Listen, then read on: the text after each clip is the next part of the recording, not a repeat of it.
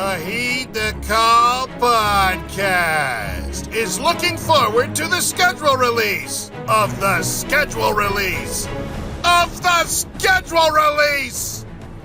Oh, pinch yourselves. There are no off weeks in the off season. Welcome to Heed the Call. I am Dan Hanzus, joined by my beautiful co-host Mark Edward Sessler, Justin Alexander Graver on the ones and twos. Hope everybody had a lovely Mother's Day weekend. I hope all the listeners and viewers did something nice for their mothers. That's all I'll say, Mark. Not here to judge anybody, but I hope you understand that you don't exist without mom. I do. That is technically, there's no way to argue against that. And nor do I want to. I want to celebrate what occurred many years ago when I was born. And I hope you had a busy weekend too, because it was also your anniversary. If I'm not mistaken. Yeah, my anniversary was on Monday, so yeah, that was an interesting one. Back to back. Does that mean you can wrap all the a larger type gift into one message, more or less, or you have to parse that? I mean, we're 13 years in. It was kind of like a bit of a double shoulder shrug this morning. Like, yeah, I mean, this doesn't fit in with this week's plans. So maybe at some point, we'll address our continued matrimony. But that right now, we just don't have time for it. Just don't have time. I hear you. This is the time of year, in addition to the NFL's belabored schedule release, which will be later this week. We'll hit that on some level. This is also the time of the NFL calendar when the rookie mini camps start to roll out. And before we bring in Conor, Mark, I thought, you and we should just have a quick talk. I was thinking about this morning, what would be the best way to present this to you. Shedeur Sanders is a rookie quarterback. Right. One of 7 or 8 quarterbacks on the Cleveland Browns right now, and not even the only rookie, not even the highest drafted rookie on the team, but he's one of the rookies. And I was just thinking how you are very optimistic about Shedeur Sanders privately. And I was thinking that maybe it's time for Marc Sessler to, now that we're never going to see Deshaun Watson again, it's time to come back. Don't hit me up. Don't hit us with any of this. Oh, as a historical Browns. No. How about we just lean into it, and the texts that me and Justin and Conor get, like, you share those type of thoughts on this program. And they are very, very pro Shedeur Sanders takes you're selling in private about them. Like, we'll share a couple right here. I hope this isn't a violation. Palms away. Yeah. What happens to our country when Shedeur Sanders throws 22 touchdowns and 2 picks over the final 10 games of the Browns season? That's a nice one. What if he's quietly a Drew Brees type and the dumb-faced NFL was simply penning JFK's ghost-written sequel to While England Slept? Pretty good, Mark. I really didn't think about it until now. Mark texted in the middle of a crazy busy weekend for everybody. But it's kind of this player everyone's ripped endlessly. What if he's insane? And that's the last text he sent. No, it wasn't. I think the Browns did something wild and just took a chance. He's also been wonderful to the fans and city so far. Not trying to be a super douche, but he's been great. Just like, maybe the league f***ed this one up. Now, I hope this wasn't a violation of our boundaries. Oh, there's another one? There's another text this weekend. I think I missed this one. This might have been during a Little League game. Nerdy item for another time, I'm a natural person to fall for this, but I've watched all of Shedeur's pressers today. Holy shit. This is the first time I'm seeing this text. He's a solid, affable guy, pretty selfless. He just keeps on talking about his teammates in practice. The hideously annoying Cleveland media better let him be. Well, that part, I didn't need that to be out there, but look, I realize. Can I just, before I throw it to you, Mark, I love all this. I love it. It's totally okay to feel like the greater world is missing on this. All I ask as your humble co-host is, if you feel this, don't keep it inside. Don't just keep it to our text thread. Share it with the world. You are a Browns fan. You believe deep in your heart that something good can come out of the drama that's always circumventing and surrounding and emanating from your team. And in this case, you believe in Shedeur Sanders. Rise up, stand up, Mark, like that gif, like the meme of the guy at the town hall. Be that man on this show this season for Shedeur Sanders. Okay, throwing it to you. I think number one, like where I was coming from for the past number of years was, I think, righteous annoyance at an organizational blunder. Understood. 100%. Right. So we discussed all that. There were always new days, and I'm not trying to forgive. There's probably still some dark remnants inside that building that are guilty for what's happened, no doubt about it. But I think it's a breath of fresh air to bring in. They have a much younger team, and like getting Shedeur Sanders at least is interesting. And I am pleasantly surprised by what I've seen. I was sitting right here. It was a sunny day out, and I'm sitting right here watching like endless Browns. Wait, you sit in your podcast chair when you're watching TV too? No, this was a setup, and I had it was convenient. That got a little sad for a second there. Let Mark out of the room. There's plenty of other places I could go hang out, but I don't remember the last time from a Browns angle that I kind of dug in and then super nerded out and sounded like a psychotic 12-year-old to my closest friends inside the industry. So I do understand how that can be listened to by various people, and I'm not saying we're out of the woods or anything, but it's been a long time since I've felt that optimism inside, and I'm willing to allow it to be part of the show. Absolutely. And do you understand that as your friend, I want you to feel like the show itself is a safe space, and anybody that's listening or watching the show that is going to want to like throw a dart at Mark because the Cleveland Browns did something very, very bad 4 years ago, go ahead. But like at a certain point, you got to move on, and you can't hold fans accountable for the actions of that team because Mark's love of the Cleveland Browns predated by several decades the completely dog shit decision that they made to trade for Deshaun Watson. So we're moving past Deshaun Watson. I hope you can move past it. And I think you have. I just want, let's welcome in Conor Orr now and get his take on it as another lapsed Cleveland Browns fan. Conor Orr, the very same. Conor Orr, he's a hallmark name. Conor Orr, when he's here. Conor Orr, there's Christmas cheer. Conor Orr, through heat and light. Conor Orr, come take a bite.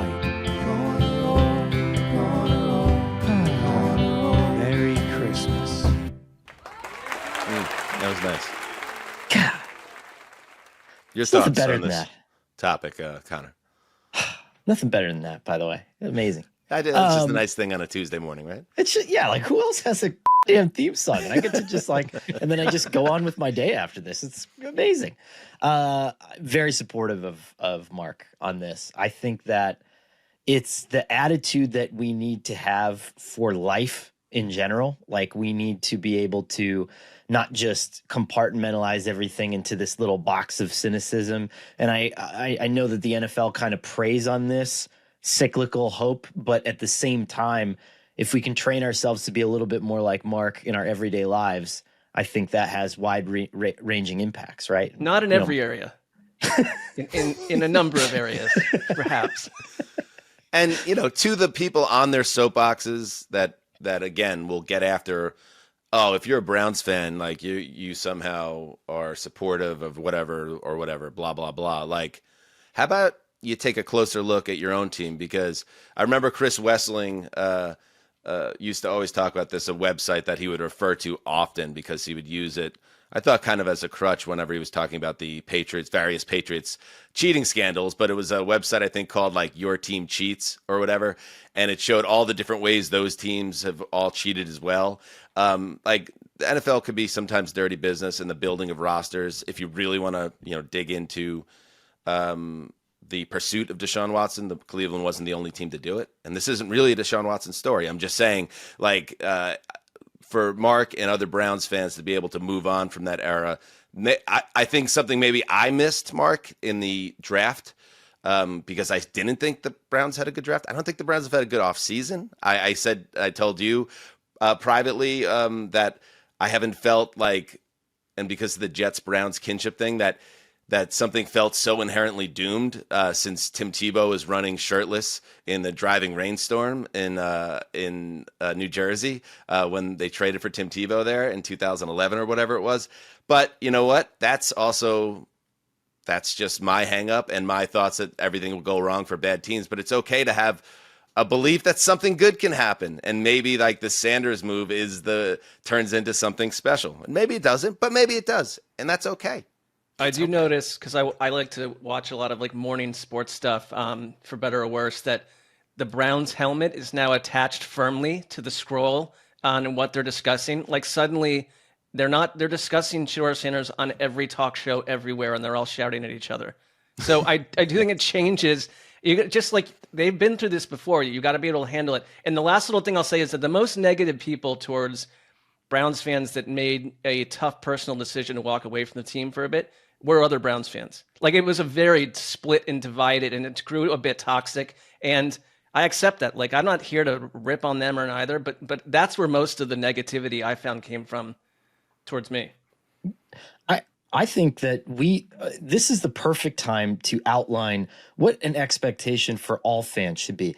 90% of fans should hate their owner and should love what's happening on the field, mostly irregardless of what's happening, right? I mean, the Deshaun Watson thing was clearly an ownership / Andrew Berry joint, right? So you cannot like those people, and you can root for the success of Shedeur Sanders. And I think it's a fine line that every fan needs to learn how to walk. I mean, Dan is no different with the Jets, where it's like, okay, this owner is volatile. He's caused a lot of problems for us, but why should that mean that I don't like, Joe Tippmann or Elijah Vera Tucker or anything else that has to do with any of this? And so, or any interior alignment of the New York Jets. Good examples. Let me see if I can come up with 3 more. Yeah. So that's my thought. Good. I love it. We got, it is May 13th, and we're going to take you through what's going on, what's popped up across the NFL landscape in the last few days. And as we mentioned, the schedule release is coming up, and we'll hit on some of that. But let's kind of spin through some news and have some fun doing it. Hit it, Justin.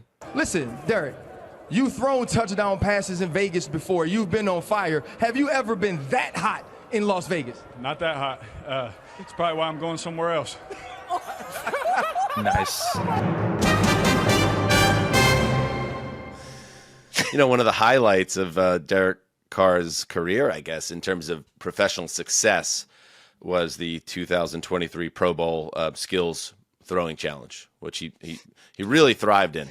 After he was named as a Pro Bowl alternate in the same season where the Raiders had shut him down the last 3 games before parting ways with him. Somehow he ended up in the Pro Bowl, and then he did well in that event. And isn't that, in kind of a weird way, a perfect way to get into the Derek Carr of it all? Derek Carr, whose NFL career has come to a conclusion. Carr and the Saints announced on Saturday morning that he is retiring due to a right shoulder injury. Here's a little bit of a statement from Carr. Upon reflection of prayer and in discussion with Heather, I presume that's his wife.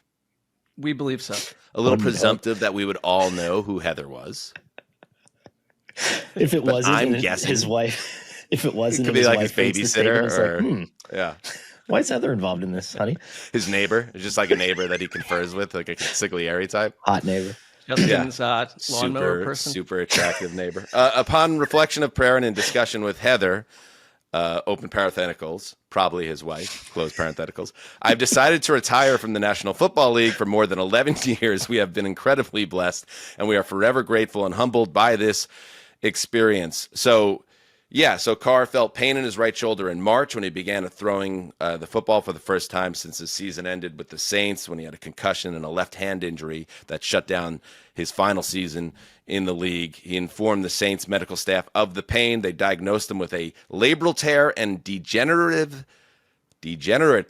changes to his rotator cuff. So he decides to step away. And he's, Mark, one of the most difficult players and certainly quarterbacks to really gauge who he was and what he was. Your thoughts after Carr walks away in stunning fashion this past weekend? Well, the one thing, I think a couple weeks ago, we were wondering, like, who's lying, who's covering up what's really happening here. Like, what I do believe from Derek Carr, just to start, is that I do believe he's got his injury that he believes will prevent him from ever being the quarterback he was. I am mystified on how to really respond to the whole Derek Carr thing, because he's in that category of player where, and it was obviously like Raiders fans early on, like, but when Twitter was really cooking up, and 11 years ago you get Derek Carr in there, whatever would happen to Derek Carr, like this army of like pro Carr tweeters would come at you with these granular stats to prove that he was actually like a top 3 to 5 quarterback. And me, just to the eye, was like, I get that he's statistically compiling numbers. I also don't believe he's ever going to become anything more than Derek Carr, the one that I believe I see, which is a top 20 guy, kind of. I don't know what to do. I think this was part of the problem with the Derek Carr discourse. And I'm not pointing a finger at you, Mark, but you just said something that is an example of it.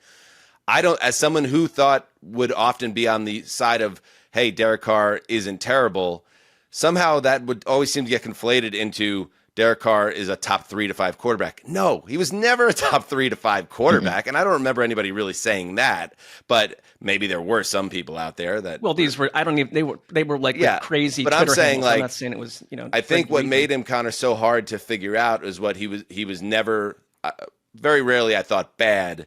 And also very rarely anything more than good, and he just settled into this area, and it allowed him to stay with one team for a decade and continue to get paid, and then get a second big veteran contract with another team.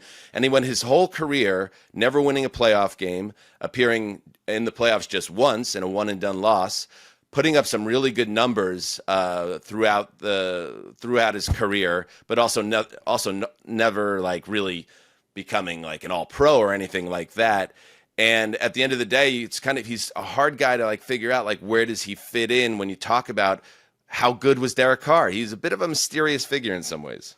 I would love to see the alternate Spidey universe where Derek Carr doesn't break his leg before the playoffs. That white hot year with Amari Cooper, when the Raiders were all of a sudden like very stunning and interesting, and then they had to start, I think it was Connor Cook in that playoff game. Yeah, and they ended rough. up in 2016. But that has the potential to change the trajectory of everything, where maybe Derek Carr is still in Las Vegas and maybe he's viewed as this untouchable kind of Phillip Rivers guy. Like maybe he almost bumps himself up to that level. On the injury front itself, like I think it's one of these things where it's interesting, because I remember standing at a player's locker, Chris Snee, when I used to cover the Giants, and he had a shoulder issue and he could have played one more year. And he said, like, my doctor said it's going to impact my ability to pick up my kids. And I like to pick up my kids, and I like to jump in the ocean, and I like to hold them in the ocean like this. And he said, if I keep doing this, I'm not going to be able to do that. So I quit. And I'm very curious as to what Derek Carr was told by the doctors and what pushed it over the edge. And if we're going to see this come up again, right? Is he really done?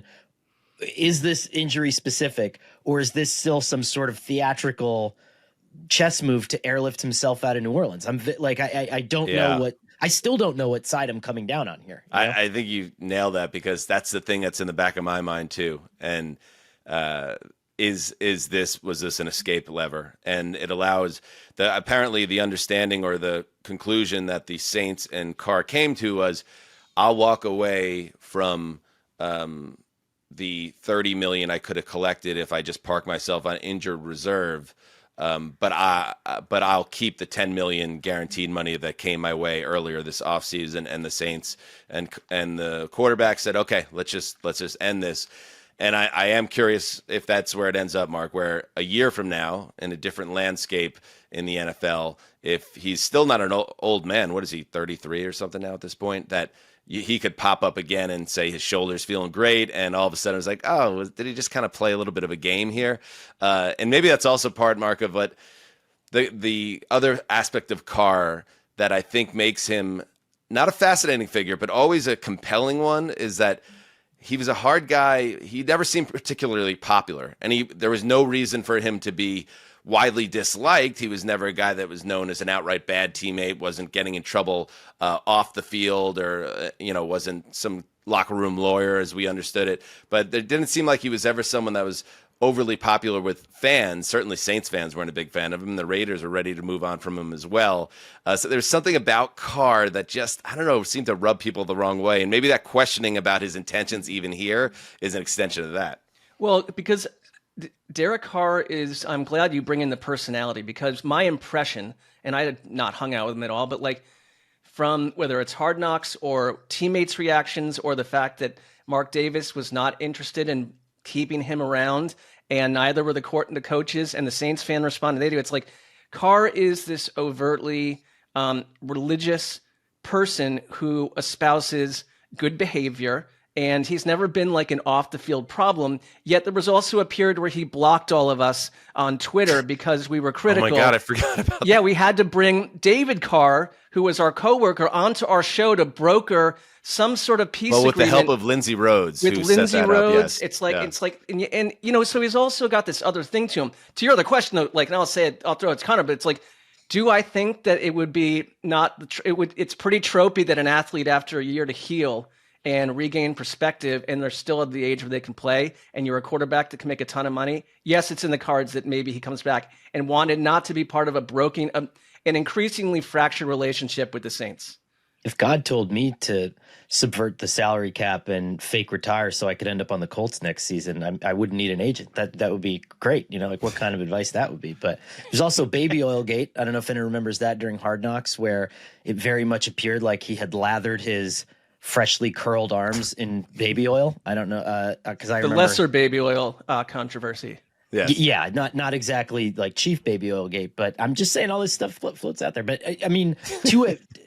There's our perception, and there is the league perception. And I'm not comparing him to Aaron Rodgers, but I think it's similar in the fact that when you talk to a lot of guys, like Michael Sean Dugar always makes the great point. Like if you play for that long, there's a lot of people who are going to hate you just because there's a large sample size. But there's also a majority of people who have spoken very highly of him as a person. So I don't know. This is all a hall of mirrors. Like if he's playing Right.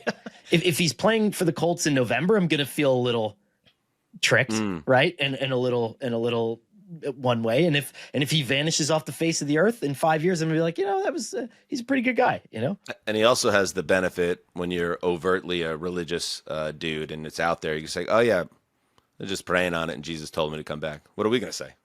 We can't trump that in theory, right? We can't. I mean, what are we gonna say? No, it didn't. Jesus told me you were lying. And then on the Saints depth chart side of things, it's a little dicey.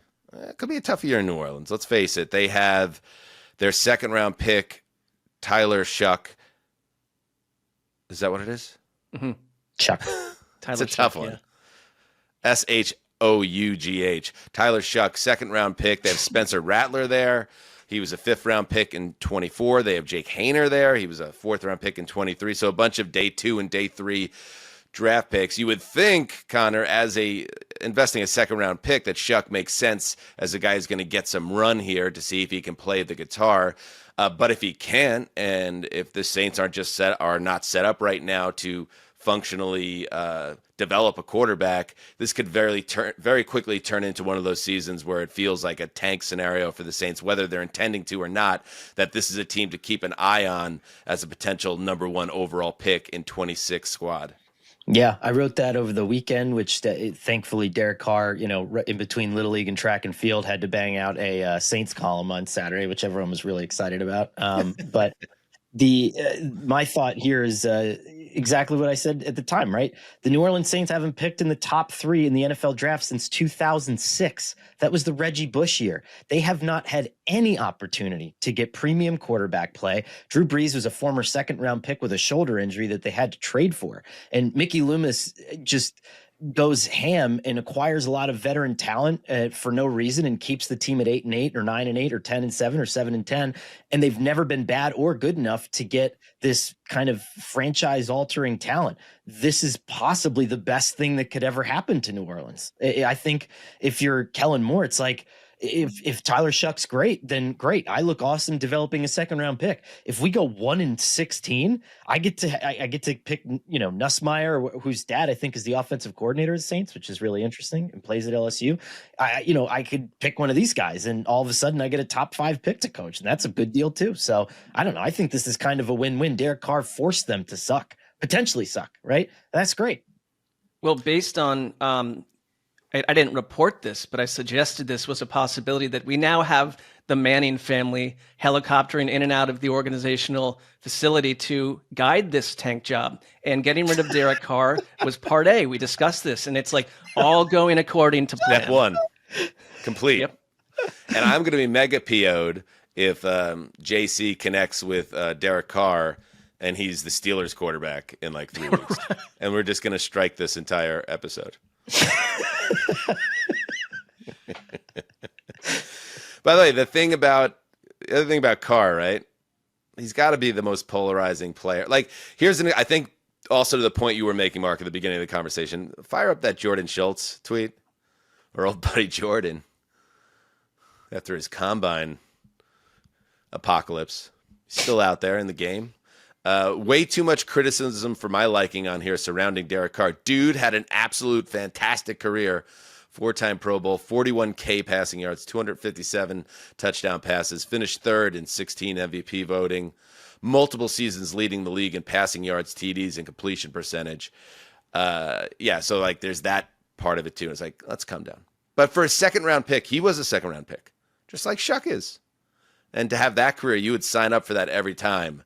But there was just something about Carr that rubbed people the wrong way. Is there anybody else you could think of in the last, I don't know, say 10, 15 years, Connor, like that strikes you as that type of dude? That some guys, like Antonio Brown as an example, a guy was kind of a dick and was kind of nuts and caused trouble in his locker rooms and outside in society. But someone that didn't have any like direct reason for people to either kind of be suspicious of him or outright dislike him, but people did anyway.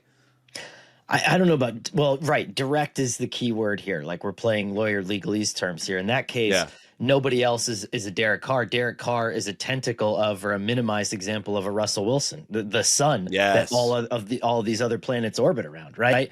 Like absolutely. Russ is outwardly, right? What's his reputation? He's the children's hospital guy. He's the one that, and I know this is true. And even when the cameras aren't around, like he is devoted to his work, his charitable endeavors, and is married to a pop superstar and all that. But there are some really odious fumes that come off of the Legion of Boom era that are all like, is this guy a saboteur, or was he just young and naive, or was he what do you want to call it? The Pete Carroll's entrenched tattletale? Like, what was he? We don't know. Right. It's never been expressly. And now he's been bouncing across the league like a Mitch Robinson foul shot. So it's like you start to wonder about that. I feel like he's like the top example to me as well. Another name that jumped out to me, Mark, was another old buddy of yours, Carson Wentz.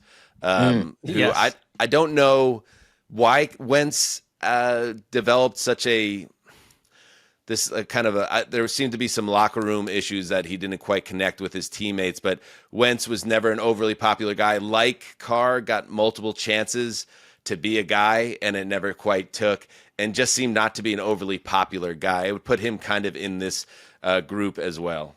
The Russell Wilson All-Stars, perhaps. Well, in the Wentz thing, the trajectory was, we believe we have an MVP quarterback on our hands.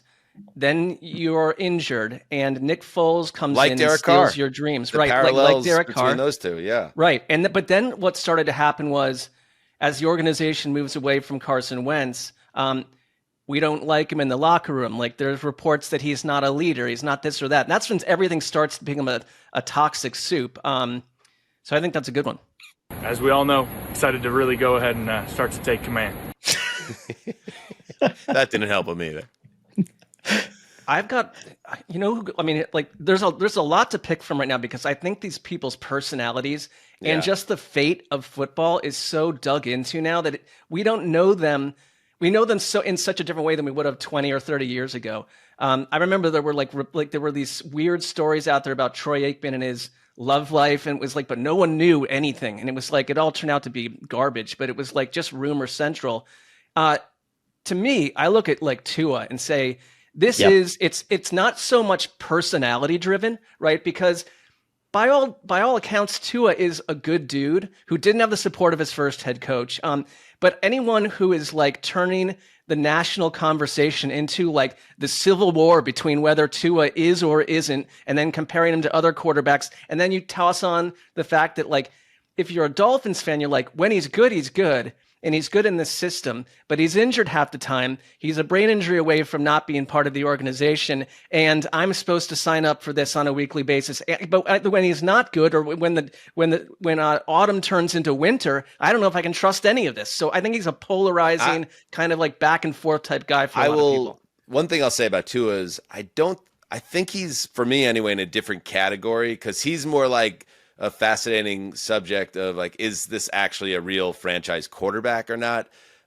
Like in some ways was part of the Derek Carr conversation in that Tua had these great counting stats and everybody seemed to really like him. He's apparently a stand-up guy, but like because of his injury history and the team's inability to move the ball when the weather changes and they leave South Florida, like that, the question that's like more a story around him. I think the guy that we started the show talking about, Mark, Shedeur Sanders, is another one, right? Like part and parcel. And he is like, here's an example. He might become the biggest one. He could just be. That we don't know yet. Maybe it's like someone has to go away, Derek Carr, for 9 days before he signs with the Steelers, before Shedeur Sanders can emerge as the replacement for him. Because like even like in one of those texts that we flew up there, you mentioned how great he was with the media, and he looks like just a polite young man. Like, I am sure, given the stakes and the amount of money and speculation and controversy around him, one of the things they probably did in Camp Money, Sanders, what is it, Sanders Squared, whatever his logo is, was crisis management. And like, hey, here's how you have to handle this rookie minicamp, because right away people are going to have their eyes on you. So here's what you're going to say, and here's what you're not going to say. Like, so maybe that's just I've been covering the game too long and I'm a little cynical, but also he seemed a little coached there. And that's okay. I mean, that's not a bad thing. But what's going to happen I don't have a problem in October, coaching a 22-year-old, though. I'm just saying what happens in October if he's third on the depth chart or he's been parked on injured reserve as Connor's laid out as a possibility. I want to play out like a little clip for you in a second, because it wasn't just me whistling Dixie and thinking anything the Browns do is suddenly valuable and without potential problems. But I think what he has been, there's a friend of his also that noted, and I'll look up his name, but he said, look, he's been with Shedeur his whole life. And he's actually, even though you can take the wealth part and say, no, you haven't had a tough life, but he's been in a tough spot where they asked him to go do things, act a certain way, and be a certain type of person forever, because you're the son of Deion Sanders. And a lot of this is transference from people who don't. Who was the friend? Was the friend Heather? No, it was not Heather. I will get that to us before the show. But just take a look at, tell me if I am just being snowed under by this quick collection of how he spoke. Here we go. So Tom Brady talked about sending you a message after the draft. I said, dude, like whatever happens, wherever you go, that's your first day. Day 2 matters more than the draft. I was 199. My story's gonna be similar. I was a late round draft pick, but we're here now, so none of that stuff matters. Like my job here isn't to prove people wrong. Like I prove myself right, and I fully have self-belief. What those people say, that's just their opinion. I don't truly care. They don't really live in my mental space. I'm just excited to be here and ready to work. I know I'm not. Goosebumps on top of goosebumps, Mark. You're right. I know, but also you can't find anyone speaking at any mini camp where they're not overrated or like, who cares? I get that. But he didn't, it's not like there's all these after stories, Connor, where it's like, actually the family hates the Cleveland Browns. And it's like, they seem to be all in on having him have a successful career. And do you have any issue with like him getting let's follow him into the locker room when he shows off. They show him his new locker and his new setup when they didn't do anything like that for the 3rd round pick, Dylan Gabriel. But yes, but I can't. I could have an issue with probably 60 things they do a day. So I see your point. But like, I mean, this is that's to the point of like this personality. This is a different personality though than they've not dealt with anything like this since Johnny Manziel, and they're very different people. To both of your points, like, why didn't they just have him act like this during the pre-draft process when he was flunking one interview after the next and rubbing people the wrong way? He would have been taken in the 2nd round, probably before Tyler Shuck. And maybe we could spin that in a positive way, and he learned his lesson. Like, that was a hard, very publicly embarrassing lesson that he learned about life, and just a kid. Good luck, Mark. I hope I'm not trying to blow the sunshine up everyone's various body openings, but like I'm just saying I see something hopeful about it, the whole thing. So real quick, last thing connected to the Browns universe, because this came through on Monday. Tough injury news around a very good young linebacker for the team. The Browns placed Jeremiah Owusu-Koramoah on the reserve physically unable to perform list, the team announced. He'll miss the entire 2025 season as a result with that designation. This goes back to a neck injury he suffered in week 8, 2024, colliding with Ravens running back Derek Henry, got carted to the locker room, scary scene. And obviously with this situation, the Browns are taking a measured, careful approach whenever you're talking about the neck. And so Joke, that's kind of like the nickname, right, that we use for him, Mark. That's a loss for them, and that's a bummer. It impacted who they drafted. Number one, They took a linebacker in the 2nd round out of UCLA, but you could tell right away when that injury happened. It was just one of those football injuries where you're like, he was rushed to the hospital, and I'm not surprised this is a decision. I would say this, just like right up there with Myles Garrett and Denzel Ward. He was the most exciting player to watch on that defense, and it is a pretty big loss, and they've known that since that week 8 injury. Bummer. Go ahead, Connor. He is he was the reason they were able to play that kind of that big nickel defense. He was the hybrid player. That's why Schlesinger fits the bill so well, but it's going to be tough, especially for him to step in right now. That was their Shanahan antidote defense that now I like gets wiped out a little bit. Shanadote. I love Shanadote. That's great. In other news, Connor, this is important. This is we finally have an answer. After spirited debate on this program and a lot of soul searching and just like literal number searching by the number 3 overall pick, Abdul Carter. He will be number 51. Number 51 for the New York Giants. This comes after Abdul Carter asked literally Lawrence Taylor for his famed number 56. LT was like, bro, I'm Lawrence Taylor. I literally do and say dumb shit all the time, and I know this is like a horrific ask. And then he was like, all right, let me pick the second like most ridiculous person to ask for their number. So he went and got Lawrence Taylor's Giants teammate Phil Simms, number 11, who has 2 Super Bowl rings, asked for number 11. Phil was like, I feel uncomfortable. I'm going to pretend that my family is saying no to this. So he got turned down a second time. And then he ends up with a number that has, I guess, a digit from each of those requests. So he's 51, and it's a happy ending, Connor. Put patches all over that thing. Yeah, I mean, like, okay, cool. Now your most exciting defensive player that you've drafted since, I don't know, Jason Pierre-Paul is going to wear a fucking long snapper number because it's one of the 13 that they have left. So that's it's so awesome, and I can't wait to see all the kids with this stupid jersey on that, has is no that gonna, if he turns into a star, is that gonna honestly, like, because you're in New Jersey, that's Giants country, like, is it gonna give you a level of anger, like some of that old pre-Chrysler Town and Country frustration will come out when you see 51, knowing he could be walking around with 56 and a big giant patch, with Lawrence Taylor's face on it or whatever your fakakta idea was. It's not fakakta. Everybody likes it. Like, you're the only person who doesn't like it. And it's I appreciate you totally gaslighting me here in this moment, but like, I think that like to a man, everyone's like sick. 56 LT Legends patch. Like, I would buy that tomorrow. I have not heard a single person say it's a bad idea except for you. Have you put out like a poll, an online poll? You know what? We should do that. Can someone please back me I don't up care with some about the data? results. You can if you want. I don't care. I like the idea of like, let's cut to the United Center in Chicago where some asshole wearing a number 23 Bulls jersey is dribbling the ball off his foot. That's okay. Yeah. I don't care. Like, there's, as I said, I wrote a manifesto about this. Read the manifesto. There's outs in this. Okay. No one can wear number 40 in Arizona. No one can wear number 42 in baseball. No one can wear number 12 in New England. Those are different things. How is that different? No, we're not going to do this. We're not going to do it. Let's not do it. Honestly, let's not do it. Okay. I mean, should we do it?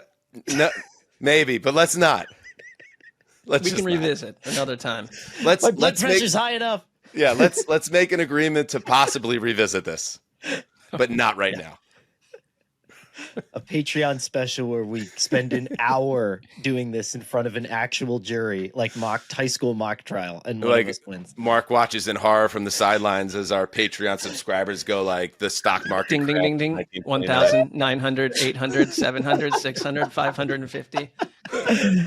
All right, Mark, let's pivot out of this with a little BetterHelp conversation because God knows BetterHelp can help everyone.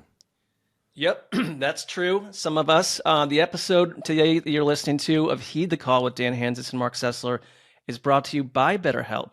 That's how this works. It's easy to forget that we're all better when we have a support system behind us, like this show, for example. It's not a 1 or 2 or even 3-man operation.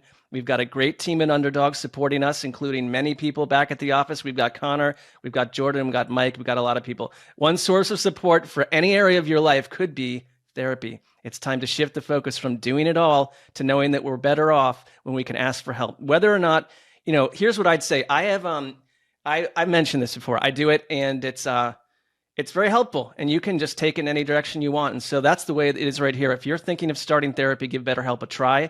Entirely online, it's designed to be convenient, flexible, and suited to your schedule, serving over 5 million people worldwide to access a diverse network of more than 30,000 credentialed therapists with a wide range of specialties, and you can easily switch therapists at any time with no extra cost. To get started, simply fill out a short questionnaire, shorter than this ad, and you'll be matched with a licensed therapist. Plus, you can switch therapists at any time for no additional charge. Build your support system with BetterHelp. Visit BetterHelp.com/HTC today and get 10% off your first month. That's BetterHelp.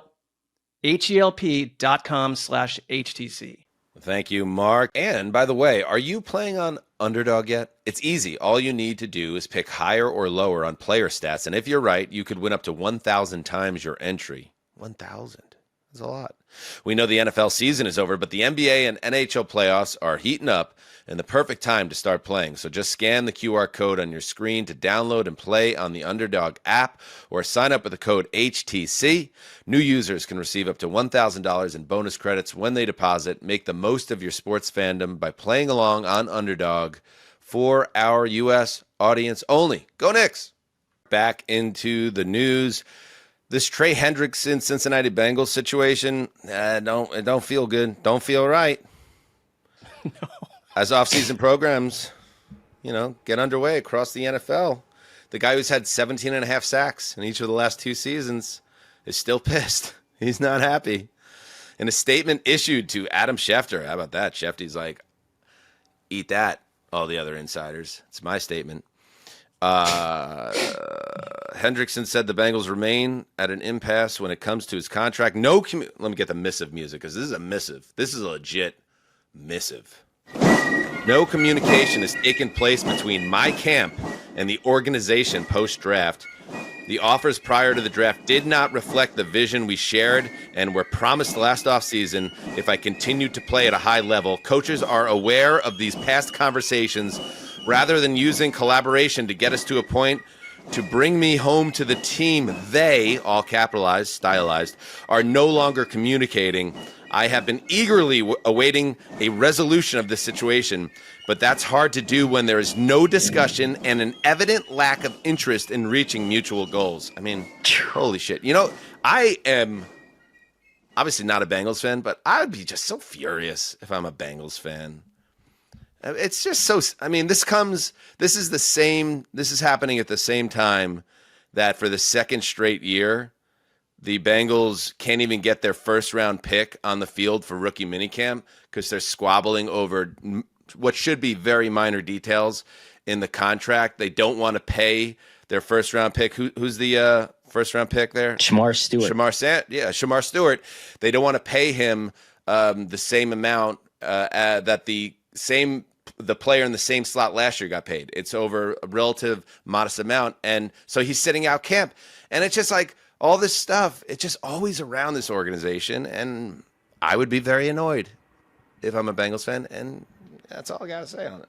There is one quote. First of all, this is the player that you pay because their defense is the reason they don't get farther in the playoffs the way things look right now. Their executive VP, Katie Blackburn, I think it was in April, I believe, said basically publicly, it is on Trey Hendrickson to be happy at some point with what we've offered. And I don't know exactly what the numbers are, but it's like, it's that attitude and that, like, this has been one of the best free agent signings of the 2020s, no question. And he's been a dominant force for them, and it's never let up. And the response is, you need to be happy with what we're offering. And by the way, we're the Bengals, so it's probably going to be a little bit less because we just paid a bunch of other people on the other side of the ball. So I don't know how you fix this unless it would parse it out as some massive contract at some point. It feels unlikely with this particular team. It's frustrating because so many seasons end up coming down to a couple $1 million, right? And it's like, okay, this owner recognized the need to sign a slightly better backup quarterback who cost $5 million more than the other one. And then you have Nick Foles and you win a Super Bowl or something like that, right? You know, that's a bad example, but you know, whether it's a backup interior lineman or something like that. And this is one of those situations where they can't possibly be more than $3 million apart. You know, and I hate to say that $3 million is an inconsequential amount of money, but when you own a pro football team, $3 million is something that you should be willing to gamble on the idea that you might get boosted into the playoffs because Trey Hendrickson is there. And it is this ongoing, and I know, like Bengals fans that are annoyed listening to this, this kind of mode of conversation around the team will point to, look, don't get on us. We just did the thing you said we wouldn't do, which is pay Jamar Chase and T. Higgins to keep them in the building. But it's this other like microaggression type, like ticky-tack stuff, whether it's messing with Trey Hendrickson, who's been nothing but a consummate professional for your organization, an outright stud for years now, right down to the way they handle their contract negotiations with their rookie classes, that I still feel like my moonshot take is that Joe Burrow eventually is going to be the biggest like open market quarterback since Peyton Manning in 2012.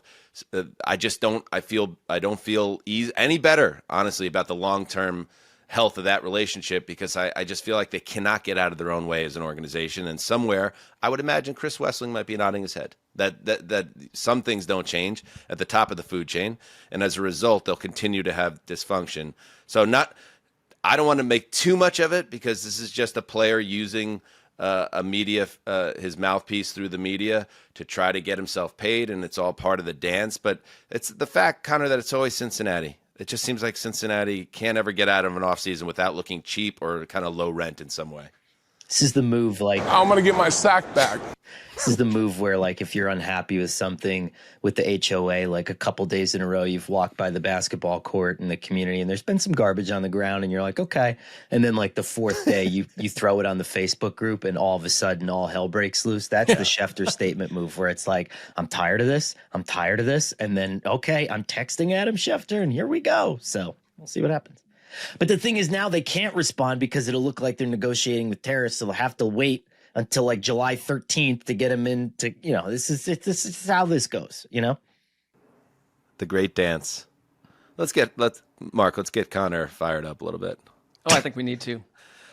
Travis Hunter was on an airplane recently, and he helped an old lady get her bags. This is Sandy Hawkins Combs. Seems like a very nice woman. This went viral. I had the most wonderful flight home from Denver. I met the nicest young man who sat next to me. He offered to put my bag in the overhead compartment and help me with my tray. He was always polite, saying yes, ma'am, or no, ma'am. Anyone would be proud to have him as a son or grandson. So polite. People walking by were saying congratulations, great job, or even taking pictures. I turned and asked him, who am I sitting next to? I looked at his Jaguar pants, smiled, and asked, are you an athlete? He smiled and said, I'm Travis. Yes, I was drafted by the Jags. I already told my sons I want his jersey. He's so humble and down to earth. I would have never guessed he was a professional athlete. Jacksonville Jags, you did good. I will be buying tickets. United Airlines, thank you for my seat assignment. And now I throw it to Conor Orr. Get United Airlines in there. Great job, Travis. But we need to stop this entirely. And this goes back to, I'm not going to say what quarterback it was. There's a story about a quarterback in entering fatherhood. And I read this big, long read about he was becoming a man and becoming a dad. And the wife said, he's such a good dad. Like when we're crossing the street, he's out front of the kids, making sure that they're okay. That is the bare fucking minimum you need to do as a dad to make sure that your kids don't get smashed by an SUV when you're crossing a busy street. That's not heroic. That's not growth. And I would hope that 99% of able-bodied men, if they were sitting next to a nice old woman, United Airlines or Spirit, I don't give a shit where you are, you always help the person with the bag. Who's not out there helping a person with the bag? Like, you guys help people with bags, right? Many times. Many times, Connor. Like, is your annoyance at, because first of all, Travis Hunter didn't advertise this. Like, nice this job woman, at Travis Hunter. This Great is not job, a shot at Look, Travis Hunter. Yes. Are you annoyed that an old woman was societal treated well by a young man? that when an athlete gets into a situation, we're amazed that they're also like capable and emotionally intelligent, and like she didn't just turn to him and he didn't say football. Like he knew how to help her put a bag into an airplane compartment. Amazing. But like nearly every flight that I've been on, I've offered to help somebody put a bag into a compartment. Here are my power rankings, show power rankings of most likely to help an older woman with her bag at the airplane. I'm gonna based on this, Connor at 1. I'm right there, right behind Connor, even 1A potentially. Very securely in the 3rd spot, I'm going to put Justin, and then I'm going to put Mark in at 4th. Why do you suggest that I would not want to help? I mean, it's in my nature to do just what Connor said. And I'd say, please don't post about me publicly. I like to do my nice acts, in the darkness. Do you agree though, like that this is like famous people I like to doing do my nice acts in well, darkness. That's not what I was. You know what I'm saying. Gruden, drop, please. Hidden away. You got a sex addiction? You got a problem with sex? You addicted to sex? A sex addiction or something? Connor, you're annoyed at the public's over response to this. Just like, oh my God, and I please get, like, do not let James Gladstone hear about this. Someone make sure this does not get back to Gladstone.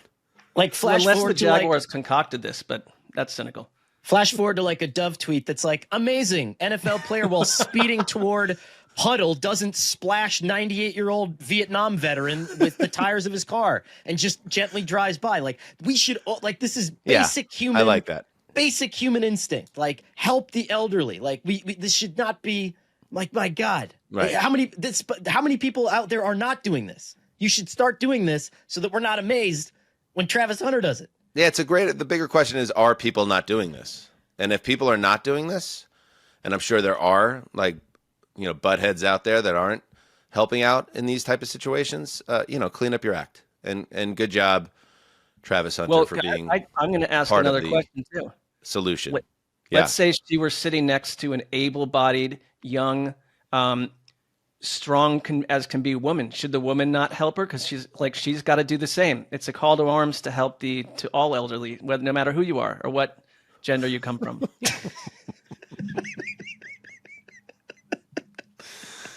Sessler. Well, it's true. Let's be honest. Save it for your next Better Help, dude. Speaking of Dov, let's do a little Dov Kleiman check in. He's on a bit of a heater. Sometimes I wonder if Dov is aware that we are now tracking his tweets and the words that are in front of the colon, and he's being more performative, because it almost seems like, I don't know. Do you guys agree? Like, it almost feels like he knows now what he's doing. And if he does, it becomes less entertaining to me. But if he doesn't, it's actually better than ever. I think it's AI, but then on top of that, I'd say that Dov Kleiman, I'll give him one bit of credit from a showman angle, because it's reached all this like inspiring colon really only started a couple months ago. It wasn't how it was written before, and it is driving people online absolutely nuts. And so I want to say we were ahead of the curve on this, though. Like we were. I didn't see anybody else even. Is anyone else actually commenting on this, or are we just inside our own? The TV inside the TV inside the TV on this Dov situation. Yeah, supercomputer are getting crushed by people for. All right, let's check in with a few recent Dov tweets. All right, this one from Mother's Day. Aura, Giants rookie quarterback Jackson Dart spins the football in his hand before throwing it. That is kind of cool, I will say that. But you know what? I give this one a pass. That is, as the kids say, pretty good aura. Probably you shouldn't do it. I feel like anything that ramps up the level of difficulty in terms of handling the football. But maybe if he has so much aura, he can do these sort of things. I don't know. If I were Brian Dable, I would have thrown him out of practice. All right, next. All right. Oh, this one is beyond the pale. Heartbreaking, Justin Tucker was spotted working out at a park in Owings Mills, that's in Maryland, after being cut by the Ravens. Tucker is one of the best kickers of all time. Sad face emoji. Mark. First of all, capitalizing all time I have a problem with. This feels like a targeted, almost like hit job where these things, I look at these and they annoy me. Like heartbreaking. I don't know if heartbreaking takes us to the root of why Justin Tucker is alone in this field. No, and I'm also wondering, there is this weird ongoing theme where Dov seems to be supportive of these like sex pests, alleged sex pests. I don't know what that says about Dov or culture or what that's about, but he's had multiple. In fact, I think it's what originally got on our radar. He had multiple kind of like inspiring like amazing Deshaun Watson rehab tweets. It was a picture of him with his girlfriend initially on vacation where I think he tore his Achilles, but not digging into the news. Job just said heartwarming that Brown star Deshaun Watson spending, vacation time with girlfriend. Like, okay, if this is your point of view in the earth, we are allowed to have an independent point of view. Like, who's it? Heartbreak. Okay. I have a little bit of a chaos theory here. So if you're verified, you have the ability to enter into a revenue sharing program with Twitter.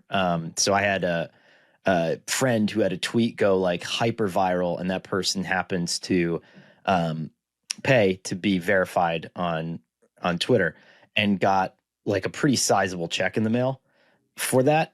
And so I would guess that this is part of there's probably some sort of an algorithm here based on engagements and views and commentary on the tweet. And so by kind of strategically ignoring the sexual harassment, you are inviting 700,000 comments to remind you of the sexual harassment, and I do think God, you're right. I do think there's a financial game here, but because he sold the account to someone.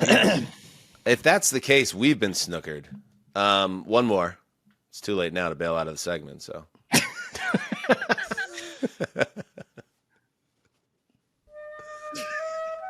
Special, Raiders. The music is great. Raiders star rookie running back Ashton Genty perfectly executes a cut-based drill based on the movements in front of him. The Raiders will be dangerous next season. And then the hands over the face, mouth wide open emoji. Oh, no. Special. I mean, it's like the most mundane. It is a running back making one cut in front of a literal garbage can and then running forward. Probably could have used maybe something a little more special to incur the special designation, but okay. Right. Start All there. right. That's the Dov check-in. And now you really got me messed up in the head, Connor, because I think you might be right. Is this Israeli wizard? Has he been snookering me the whole time for like clicks? He's purposely trying to engage that way. Oh, in a word, yes. I choose to believe he's just such a clueless ass that he doesn't realize, he has no understanding of tone or what in society, because he's in the middle of the Middle East. He's kind of living a different life than the rest of us. Like he maybe doesn't even know like the full specifics of certain storylines. Like I chose to kind of take that as what Dov represented, rather than some calculated, callous cynic just driving clicks to his asshole website. Like, yeah. My hope is that it's almost like in The Dark Knight when Michael Caine describes the ruby thief that they were hunting, and it's just he enjoys the sport of it, that he has a bank account that he hasn't even touched, right? And he just likes driving. He's almost Andy Kaufman-like in his artistry, and it's what does he say? Like, the thief was throwing the rubies away, you know? Like that's what Dov is doing. You know, he's throwing the rubies away. He doesn't, or maybe he's using this money to get, maybe he's giving it to children for bread. I don't know what the purpose behind this is. That's but maybe a stretch, there's some particularly. good, you know? Yeah. Yeah. What's that great scene in Heat, Mark? I know you're a big fan of Man. Is that Man? Is that a Man film? Michael Mann. When they're trying to figure out if we're going to do one last score, and it turns to that actor that's in all the Tarantino films, and like, are you in? Do you remember the scene I'm talking about? Whenever we do this, I always look sideways. like a buffoon, but like, no, I didn't set you up well on that one. not Val Kilmer. It's not. Was it Pacino and or not? It's Tom Sizemore. Sizemore. Okay, who is largely Heat. not part of our world at this point. Best De line. Niro. Oh, yeah. Okay. You know, he asks, as the entire podcast grinds to a halt.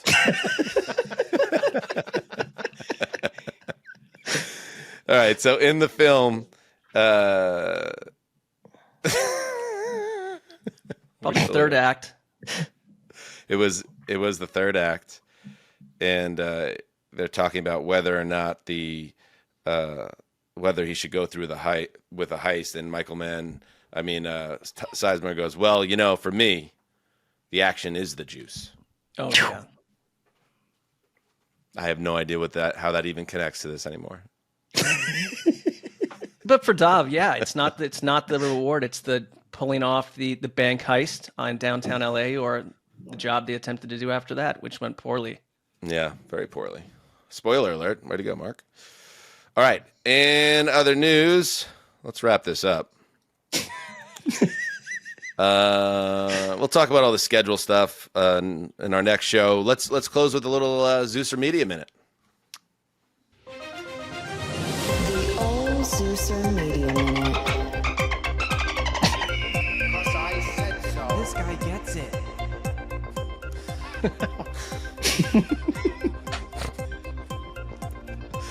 Rich Eisen heading back to ESPN, the Rich Eisen Show, a program, Mark, that you and I have been on several Great times. show. Yeah. Will move to ESPN this year, according to our old buddy, another friend of the show, Andrew Marchand of The Athletic. In addition to his daily show, Eisen, of course, appears on NFL Network. ESPN is in talks to purchase the NFL Network from the league, and Eisen would be a natural fit to host studio shows that blend ESPN and NFL Network talent. That was actually, I just lifted that last bit from our old buddy Michael David Smith of PFT. So that's interesting. A little Eisen returning to ESPN, and just to keep an eye on all the whispers out there. Mark, about NFL Media and NFL Network, and if they all end up in the same place. And I know there's a lot of consternation there, and that's more the subject of the Media Minute today. Is this a good thing for the football fan if everything is under the ESPN umbrella? Because that's putting a lot of faith in ESPN to get these various things right, whether it's Sunday Ticket or NFL coverage, draft coverage.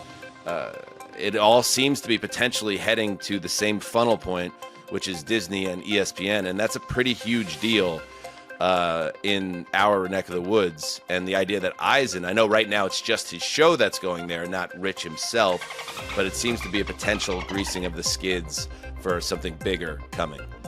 Like the optimist could say, if you've been a longtime sports fan, that there's something poetic about bringing Eisen back to the ESPN family. I mean, we're all of an age where it's like, I can think of back then SportsCenter was such a big deal. And I watched him from 96 to 2003 like a billion times. And I think for us, when we went, he was the first person to come to NFL Network. And when we did, like, you know, you're in a newsroom, and when Rich Eisen would walk through, before we got to know him a little bit, like, it's like, holy shit. Like, this guy has been in my hemisphere for decades. So I can say that's an optimist angle. And this has nothing to do with Rich with this part, where the whole sports media and how we obtain it and all these different, like, conglomerates and streaming services, that feels somewhat horrifying to me in terms of where it's going. The truth will always it will remain the same in that when all these places funnel things and they program analytically and they try to feed exactly what we want calorically down our throats, it's the unique and refreshing and the outside that ends up breaking through and standing out. And then they go and they try to run and copy that and then analytically program it down your throat to the point where we don't want that anymore. And then something else breaks through. And so all they're doing is chasing their tails, but that doesn't impact the way that I feel about Rich, who is one of the NFL's true good human beings and a great person. So it will be that part of it I'm excited about. Yeah. And if I may, like, Rich was very kind to us earlier this season. He had us on his program when we were just launching Heed the Call, and in general has been somebody that's been supportive of us, put it that way. So good luck to Rich on this move and that show, which another old buddy of ours, Chris Brockman, has been with him since the very beginning. That has been through multiple iterations of where it's been, and now it's at ESPN coming over from Roku. So interesting. Keep an eye on it, because things are shifting, things are changing, and the company we used to work for, we'll see how that company looks a year from now. It's hard to say. Dude, strange days. Come on. All right. That's it. That's the Media Minute. All right, that's it. Good app, good conversations. Where do we come down our opening talk, Mark? Are you going to be pro Shedeur optimism on the show, or are you going to take that public? I feel like I outed you, and I just want to if I outed your optimism, I want you to know I did it. I hope as not as a violation, but as a friend trying to help. It's like somebody that really wants to go swimming, but they're afraid to jump in, so you just give them a little nudge from behind. And at first, like, oh, what'd you do that for? And then they're like, oh, this feels great. Tonally, like that type of thing. Yeah, tonally, I agree with what you just said. The final tweet the final text wasn't a thrill to me, but that's okay. It was part of the conversation. I think in this show, it's alone. I've tried to show that what I'll be and who I am on the Shedeur Sanders front and the Browns front. Good. Because the one thing you always get from this program is honesty. What a moment. That was a little James Gladstone-y right there. Going out with a Gladstone. All right. Connor and I, we paused because of it. To reflect. Breathtaking. Yes. This show exists on a plane unlike any programming. And NFL Media, nor ESPN, nor any of the other corporate tentacles can touch us. Because we believe in the power of communication with the audience in a pure and just way. Thank you. Your ability to do that, like, on command is pretty f***ing impressive. Because they're all pretty good, you know? Yeah. Born bullshitter. All right. Walking around the house doing that 17 to 18 times a day. All right. Until Thursday, do what you must. Heed the call.